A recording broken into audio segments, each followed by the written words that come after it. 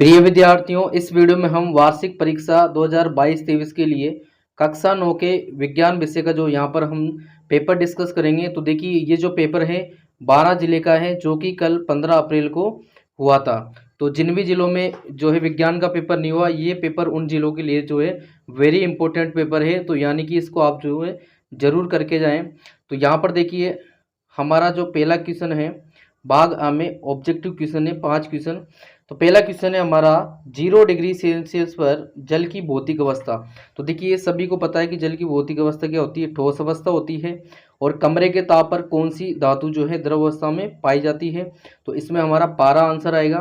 और dear students, एक बात और आपको बता दूं कि जो मैंने इंपॉर्टेंट क्वेश्चन करवाए थे उसमें से इस पेपर में जो है अधिकतर बहुत ज़्यादा क्वेश्चन जो है आए हुए हैं। अभी आप भी देखना कि कितने क्वेश्चन इसमें जो है आए हैं। इसके बाद देखिए, निम्न में से संयोजी ऊतक कौन सा है।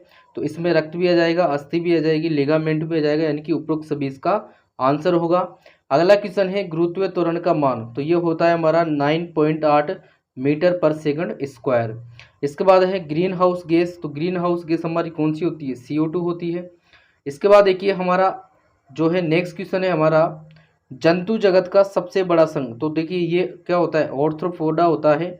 और इसके बाद है भौतिक और रासायनिक परिवर्तन में अंतर।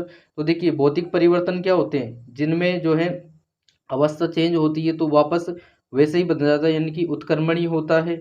इसमें भौतिक अवस्था में कोई नया पदार्थ नहीं बनता है। और रासायनिक परिवर्तन में क्या होता है, इसमें ये अनुत्क्रमणीय होता है, यानी कि अगर कोई पदार्थ बन गया तो वापस उससे वो पहले वाला पदार्थ नहीं मिलेगा और इसके जो है नए पदार्थ बनते हैं। इसके बाद देखिए, द्रव्यमान संरक्षण के नियम। तो द्रव्यमान संरक्षण का नियम सिंपल सा है कि किसी भी कोई भी अभिक्रिया हो रही है उसमें क्रिया कारकों का कुल द्रव्यमान एवं उत्पादों का कुल द्रव्यमान बराबर रहता है। अर्थात द्रव्यमान में न तो कोई वृद्धि होती है और न ही कमी होती है। इसके बाद देखिए, प्रोकैरियोटिक तथा यूकैरियोटिक कोशिका में अंतर। यह मैंने आपको इंपॉर्टेंट क्वेश्चन में करवा रखा है। इसके जो है 90% क्वेश्चन हमने उसमें करवा रखे हैं। इसके बाद है गुरुत्वाकर्षण के सार्वत्रिक नियम। तो ये भी बहुत सिंपल है।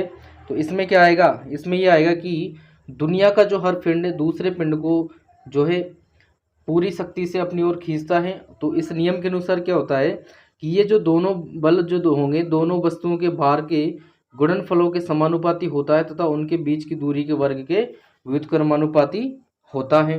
इसके बाद हमारा अगला क्वेश्चन है, क्या कारण है कि लोहे की कील पानी में डूब जाती है जबकि लोहे का जहाज पानी की सतह पर तैरता रहता है।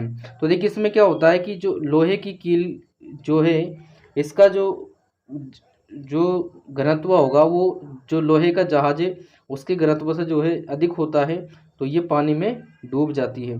इसके बाद अगला है हमारे पास, निम्न के अणुसूत्र लिखिए, यानी कि इनके फॉर्मूले हमें लिखने हैं। तो देखिए, सबसे पहला हमारा क्या है, भुजा हुआ चूना। ये भी मैंने इंपॉर्टेंट क्वेश्चन में आपको करवा रखे हैं। भुजा हुआ चूना, इसको हम कैल्शियम हाइड्रोक्साइड बोलते हैं। इसका फॉर्मूला होता है CaOH2 का होल ट्वाइस, CaOH2। क्लियर। इसके बाद बेकिंग पाउडर। बेकिंग पाउडर हमारा होता है सोडियम हाइड्रोजन कार्बोनेट, यानी कि NaHCO3, इसका ये फॉर्मूला होगा। इसके बाद हमारा है मैग्नीशियम क्लोराइड। तो इसका फॉर्मूला क्या होता है, MgCl2, ये इसका आंसर आएगा। इसके बाद अगला क्वेश्चन है लाइसोसोम को आत्मघाती थैली। ये मैंने आपको इंपॉर्टेंट में करवा रखा है, आप देख लेना। इसके बाद हमारा अगला क्वेश्चन है भंडारण की प्रक्रिया में कौन से कारक तंत्रिका कोशिका का नामांकित चित्र न्यूटन की गति का तृतीय नियम। तो देखिए, ये बहुत सिंपल सा क्वेश्चन है कि इसमें क्या होता है कि प्रत्येक कोई क्रिया है उसकी सदैव बराबर एवं विपरीत दिशा में प्रतिक्रिया होती है। यह होता है क्या, न्यूटन की गति का तीसरा नियम। इसके बाद देखिए, पादपों में पाए जाने वाले ऊतकों के नाम और विभज्योतक को समझाइए। देखिए, पादपों में दो प्रकार के ऊतक पाए जाते हैं, एक तो विभज्योतक ऊतक और एक स्थायी ऊतक। और इसके बाद अगला क्वेश्चन क्या है, पादप जगत का उभयचर किसे और क्यों कहा जाता है। तो ये ब्रायोफाइटा को कहा जाता है। और इसके क्यों कहा जाता है ये हमने इंपॉर्टेंट क्वेश्चन में करवा रखा है। इसके बाद डाल्टन के परमाणु सिद्धांत, ये भी करवा रखा है हमने। मृदा प्रदन, सब ये सब करवा रखा है। इसके बाद है हमारा अगला क्वेश्चन 21वां, सम्मिलित कीजिए। तो यहाँ पर देखिए, जो गुरुत्वाकर्षण का नियम है वो हमारा किसने, न्यूटन ने दिया था।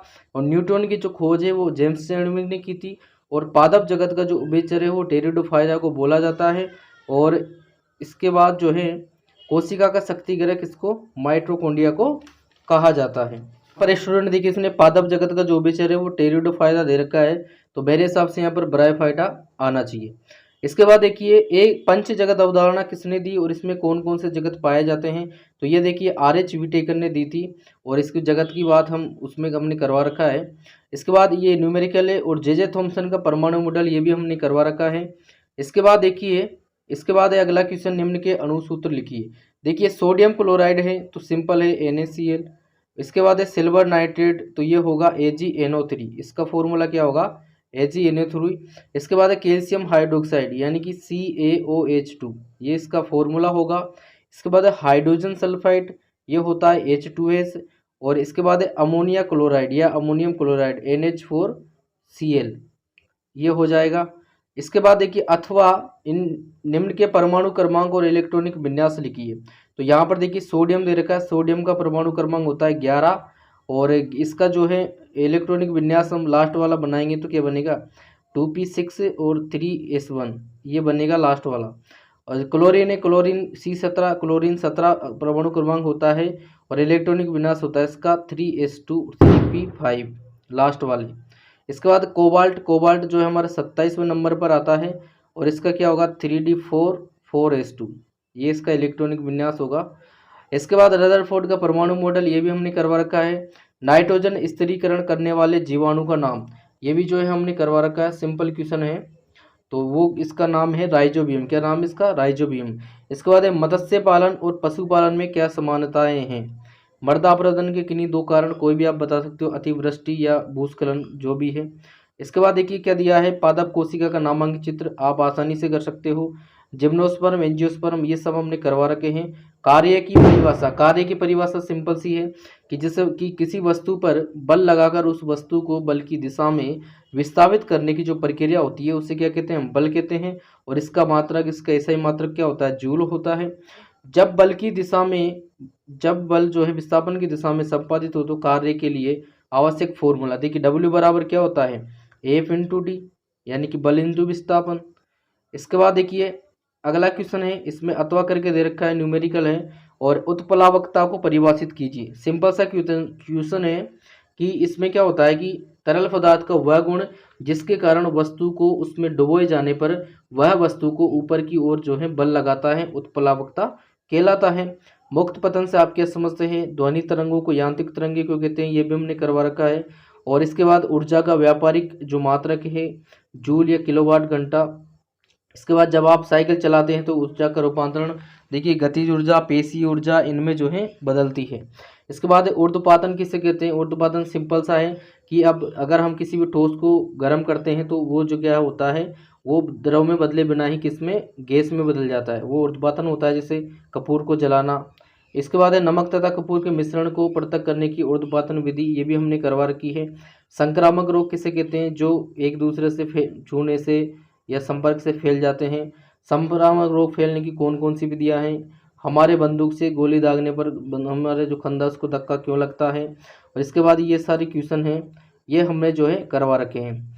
तो डियर स्टूडेंट्स आपने देखा कि ये जो पेपर है कितना सिंपल है और ये जो पेपर है 12 जिले का पेपर है जो कि कल 15 अप्रैल को हुआ था। और जिन भी जिलों में पेपर न्यू आए उनको ये क्वेश्चन जरूर करने चाहिए, इसमें से उनके जरूर जो है क्वेश्चन रिपीट होंगे। तो डियर स्टूडेंट्स अगर आपको वीडियो हेल्पफुल लगा हो तो वीडियो को लाइक एंड शेयर जरूर करें। एंड अगर हमारे चैनल पर नए तो चैनल को भी सब्सक्राइब जरूर कर लें।